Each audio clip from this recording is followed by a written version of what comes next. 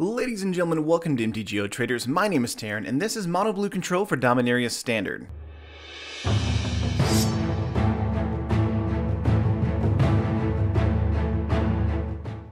Do you feel like there's not enough control in your life? Do you like having condescension on other people?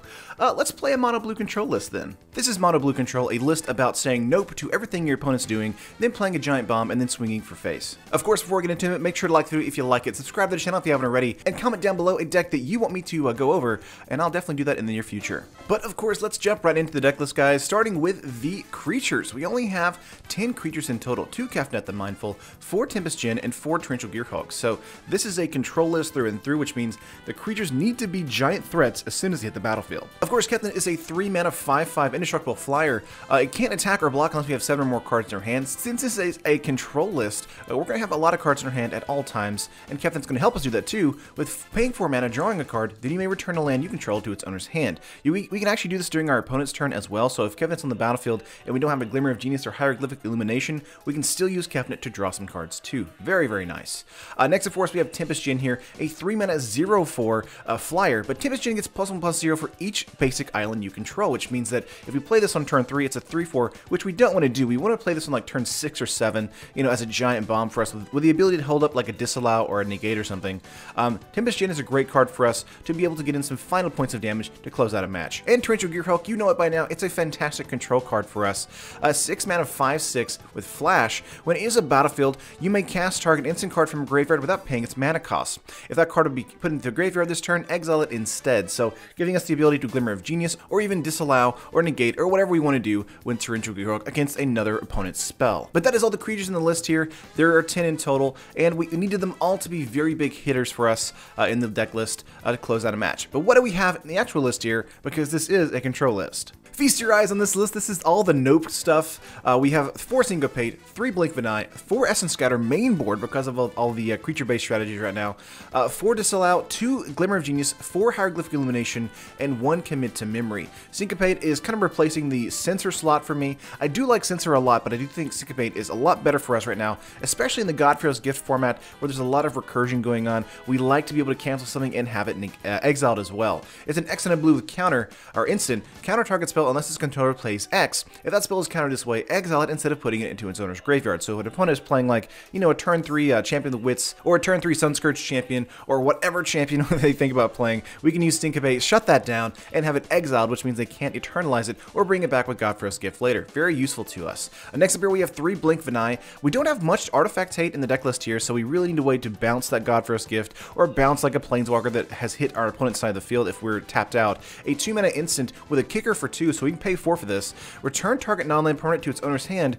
If this spell was kicked, we get to draw a card. So for 4 mana, we bounce something and draw a card. Very useful for us, but for 2 mana, we just want to bounce something. That's fine too. Next up, we have 4 Essence Scatter. There are so many creature-based strategies in the format right now. Essence Scatter is going to helpfully help us deal with them. A 2-mana instant counter target creature spell. Very simple and straightforward, but very, very useful on turn like 2 through like 3, 4, something like that, so they don't get up a huge board state against us. Next up, we have 4 Disallow. This is a great card for us, especially against a Planeswalker control strategy. This is a 3-mana instant counter target spell, activated ability, or triggered ability. That means if they try to tick up a Planeswalker or ultimate a Planeswalker, we can actually, you know, disallow that and make sure they can't actually get that activation. So very useful for us, as well as just being useful of being able to get rid of a Godfrey's Gift or a Gateway to Afterlife. That kind of card to get a Godfrey's Gift, we can use Disallow for that too.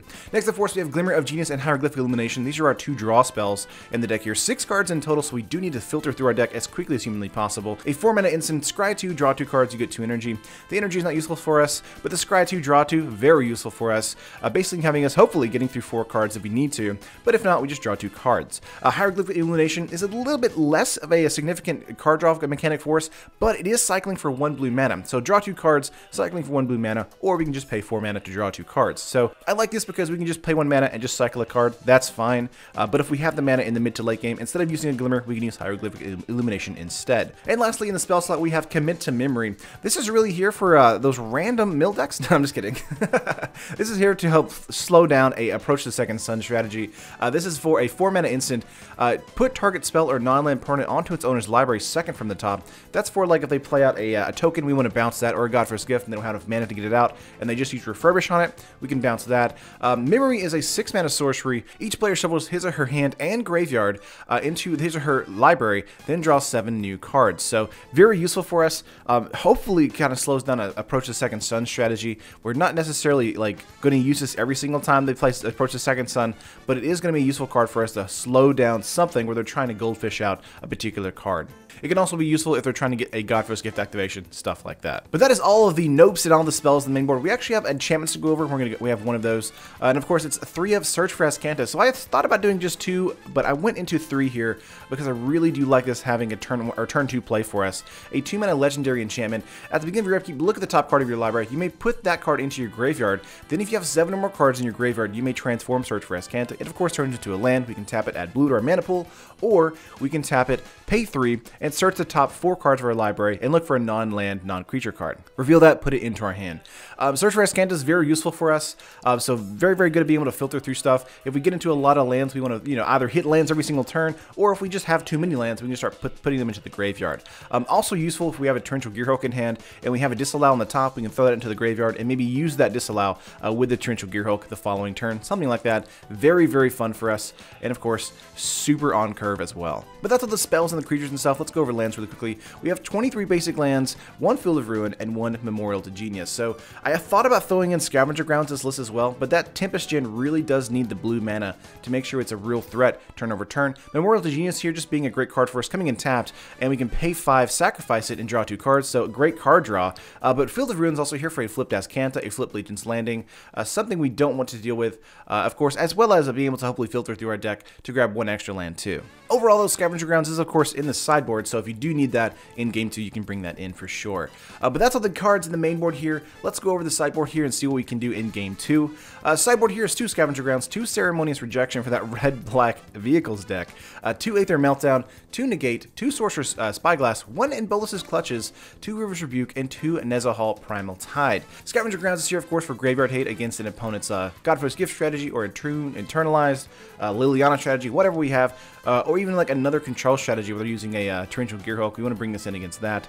We also have 2 Ceremonious Rejection here for the red-black Vehicles list, because, Heart of Kieran and things like that are a big deal.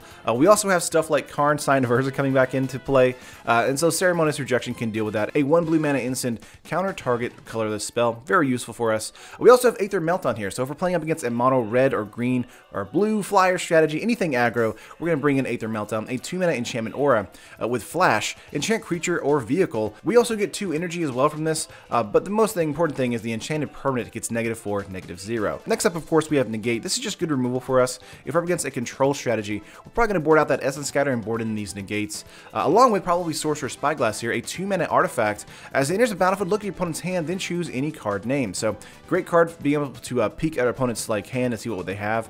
Activated abilities of sources with the chosen name can be activated unless they're mana abilities. So very useful for like a Ballista, or very useful for a Planeswalker as well.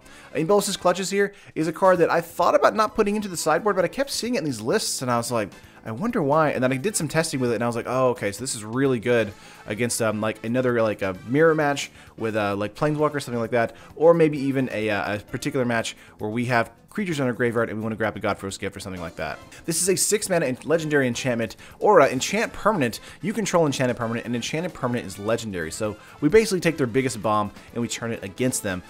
And at the moment, there's really not much they can do about it unless they counter it in blue, or destroy it in green. So basically just taking their big bomb and keeping it for the rest of the game. Next up here we have River's Rebuke against those token-based strategies and those go-wide strategies. 6 mana sorcery, return all non-land permanents target player controls to their owner's hand, or to its owner's hand. Very useful for us, and of course, one of those cards that just Kind of comes in every single time we go up against like tokens, Godfar's Gift, anything with token-based generation, we want to bring in River's Rebuke. And finally, for control against the mirror match, we have Nezahal Primal Tide, a 7-mana 7/7 legendary creature Elder Dinosaur. It can't be countered, and we have no maximum hand size, so it goes very well with Kefnet if we need to. Whenever an opponent casts a non-creature spell, we get to draw a card, and discard 3 cards, exile Nezahal, return it to the battlefield tapped under its owner's control at the beginning of the next end step. So we can actually, like throw 3 cards away and kind of blink out of existence for removal, which is very useful. But that is the full 75, guys. Let's go to the deck list here on MtGO Traders. If you want to build this on MtGO Traders, this is coming to about 110 tickets, so not too terrible. And if you want to build this on paper, it's coming to about 153 bucks as well. Most expensive cards, of course, in the deck list are Torrential Gearhulk. Syncopate's actually coming up quite a bit, and Search for Azcanta. So Search for Azcanta and Torrential Gearhulk are really the big cards in the deck list here, with Scavenger Grounds and the sideboard being a few bucks as well. But that is the full deck list, guys. Let me know what you think. Do you like it? Do you hate it? Do you have any suggestions for it? Please let me know in the comments down below. Would always love to hear your responses on how to make this deck better or make this deck different or more interesting. And if you can catch this deck live streaming, you can catch me on twitch.tv/SuperHinotama on my own Twitch channel. I stream Monday through Friday at 10 a.m. Central Standard Time. And I always leave a link in the comments pinned right below this video. But that's going to do it for this video, guys. I love you all, and I'll see you in the next one. Peace.